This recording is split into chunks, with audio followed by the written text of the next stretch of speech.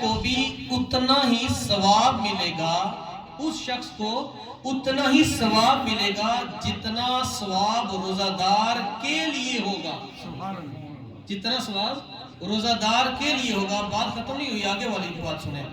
پھر اس حدیث شریف کے اندر ہے، اور روزہ دار کے اپنے ثواب میں، روزہ دار کے اپنے ثواب میں سے کچھ بھی کمی نہیں کی جائے گی۔ آپ نے غور نہیں کیا؟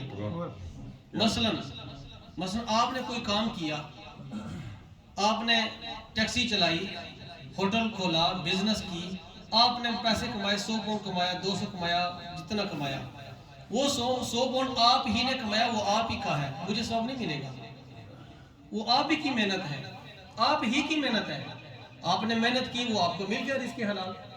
آپ نے کوئی ٹیک وے کھولا، ٹیک وے کی بزنس کی، تو جتنا پیسہ ملا، ایک پارٹنر ہے، 2 ہیں، 3 ہیں یا 1 ہے، جتنے بھی ہیں، وہ سارا ثواب بھی انہیں ملا اور پیسہ بھی انہیں ملا، کیونکہ رزق حلال کما رہے ہیں۔ اب دوسرے کو اس کا ثواب نہیں ملے گا، یہ بات غور سے سننا۔ اب بات آ گئی عبادت کی، بات آ گئی قرآن پاک کی تلاوت کرنے کی، اب بات آ گئی کلام پڑھنے کی، بات آ گئی سماعت کرنے کی، یعنی سننے کی۔ یہ اس کا ثواب دیکھیے، روزہ دار کتنی مشقتیں اٹھا کے روزہ رکھتا ہے، بھوک پیاس برداشت کر کے، باقی حالات واقعات سے بچ کے، اپنی زبان کو گالی گلوچ غیبت فراد دندے سے بچا کے اب روزے کو کمپلیٹ کرتا ہے، کتنا ثواب اس کو ملتا ہے۔ پوری دن میں مشقتیں اٹھا کے رزق حلال تلاش کرتا ہے، نمازیں پڑھتا ہے، اس روزے کے اندر ساری عبادات پائی جاتی ہیں۔ اب اتنا مشقتیں اٹھا کے، اب اتنی بندہ محنت کر کے، کیا وہ کہتا کہ میرا ثواب کسی کو ملے؟ کوئی بھی نہیں چاہتا، کوئی چاہتا ہے؟ مگر حضور علیہ السلام نے کیا فرمایا؟ یہ سنیے، حضور علیہ السلام نے فرمایا کہ روزہ دار کے اپنے ثواب میں کچھ بھی کمی نہیں آئے گی۔ اس سے کیا پتا چلا کہ جو ثواب میں نے کمایا پورے دن میں، روزہ رکھا، عبادت کی، ریاضت کیا، ورد گزار کیے، جو رب کی بارگاہ میں جھکے، استغاثے پیش کیے، جتنا ثواب مجھے ملا، اب قبلہ خداداد رزاق صاحب نے، بھائی احمد صاحب نے، ان کے رشتہ داروں نے جو انتظام و انصرام راجہ محمد گلفراز مرحوم مغفور، سنیے بات ایک لفظ میں کہہ رہا ہوں، راجہ محمد گلفراز مرحوم مغفور کے عیسیٰ علیہ السلام کے لیے افطاری کروائی ہے، اور ایک ایک بندے کا ثواب جو روزہ دار کو ملے گا اپنا، اور ان کے ثواب میں کوئی کمی بھی نہیں آئے گی، اور ان کا ثواب رب کائنات پورا کا پورا راجہ محمد گلفراز کی روح کو بھی پہنچائے گا۔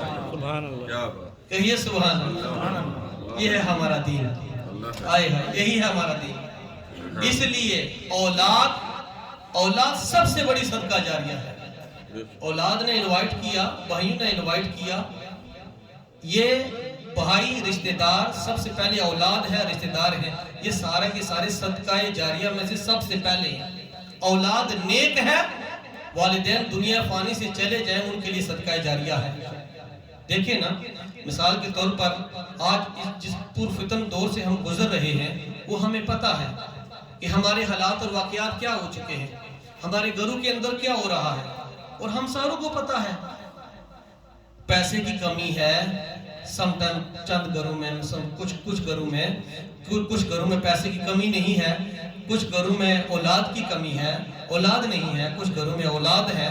یہ سارے کا سب کچھ کیا ہے؟ یہ نعمتیں ہیں۔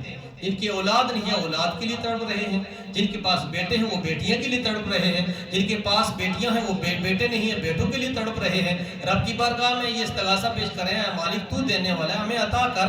جن کے پاس پیسے نہیں ہیں وہ پیسے کے لیے تڑپ رہے ہیں، جن کے پاس پیسے ہیں، اگر وہ پیسے والے ہیں، ان کی زندگی فقیری میں گزر رہی ہے تو سب سے اعلیٰ ہے۔ امیری میں جس نے فقیری کی وہی زندگی ہے۔ اولاد، بچیاں اور بچے، یہ اپنے والدین کے لیے سب سے بڑا سرمایہ ہے۔ ایک گھر میں اگر بچی پال پوس کے جو شخص حضور علیہ السلام نے فرمایا اس کو پردہ دار بنا کے، پردہ دار مردوں کی بات کر جو نا، بچیوں کی بات سنیں، بچی کو پال پوس کے، ایک بچی ہے، 2 بچیاں ہیں، 3 ہیں، حضور علیہ السلام نے فرمایا 1 ہے، 2 یا 3، مختلف روایات ہیں، نبی پاک صلی اللہ علیہ وسلم نے فرمایا ان بچیوں کو حیادار بنا کے، ان کے سروں کے اوپر پردہ ڈلوا کے، باحیا بنا کے، جو شخص نمازی بنا کے، اللہ کا خوف ان کے سینوں کے اندر دلوا کے، اور سیدہ کائنات رضی اللہ تعالی عنہ کے نقش قدم پہ جو سنیے چلوا کے، جو شخص ایسی بچیوں کو گھر سے رخصت کرتا ہے، حضور علیہ السلام نے فرمایا کل قیامت کے دن، روز محشر کے دن میرے قریب اس طرح ہوگا جس طرح سے یہ دو انگلیاں آپس میں جڑی ہوئی نظر آ رہی ہیں۔ آپ کے سینے میں ٹھنڈ نہیں پڑی۔ اللہ ہماری بچیوں کو حیادار بنا لے، ان کے سروں کے اوپر سیدہ کائنات کی چادر کا سایہ نصیب فرمائے۔ اس لیے ہم یہاں پہ بیٹھے ہیں ایصال ثواب اور افطاری کے لیے۔ اللہ جل وعلا اس مجلس پاک کو قبول فرمائے۔ اب میں ختم شریف کے لیے اسٹریٹ وے دعوت دیتا ہوں۔